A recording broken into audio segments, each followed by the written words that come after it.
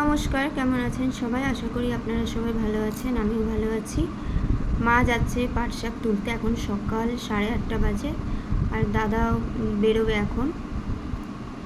তো দাদা ডাকছিল মাকে, তো আর পাট শাক তোলা হলো না। আর এদিকে দীপায়ন চলে গেছিলো মার কাছে, আর ওই দিক দিয়ে দাদা ডাকছিল।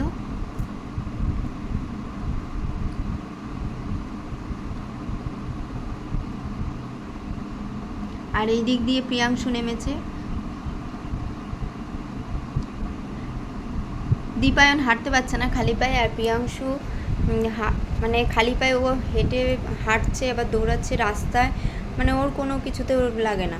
আর দীপায়ন ওইদিকে হাঁটতেই পারছে না মাঠে, দেখতেই তো পাচ্ছেন।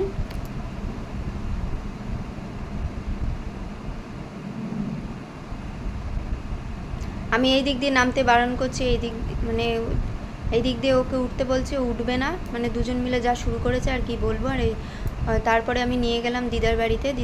এখানে ইনি আবার শুয়ে পড়েছে, আর দীপায়ন তুলে দিচ্ছে।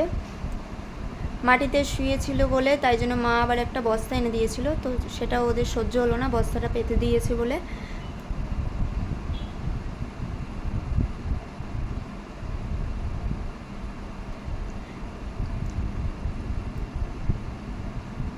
এই যে দেখুন বস্তাটা কেমন করে গুটিয়ে দিল।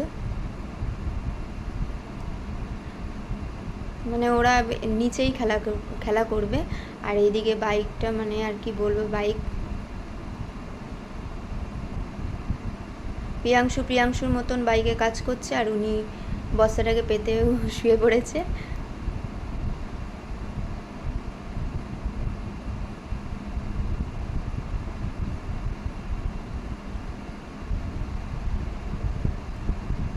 আর এইদিকে মানে লেবু গাছে প্রচুর লেবু হয়েছে, তাই জন্য কটা ছিঁড়ে নিয়েছিলাম।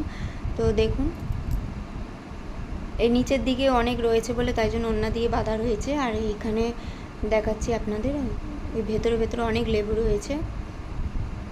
তো মা কটা নিয়েছিল, তো সেটা আমি আপনাদের সাথে শেয়ার করবো। মা ওখানে দাঁড়িয়ে রয়েছে, প্রিয়াংশু আর দীপায়নও রয়েছে, আর ওইদিকে ঢিল মারছে ওই মাঠে। আর এই যে এই লেবুগুলো গাছে হয়েছিল। তো সবাই ভালো থাকবেন, আবার দেখা হবে নেক্সট ভিডিওতে।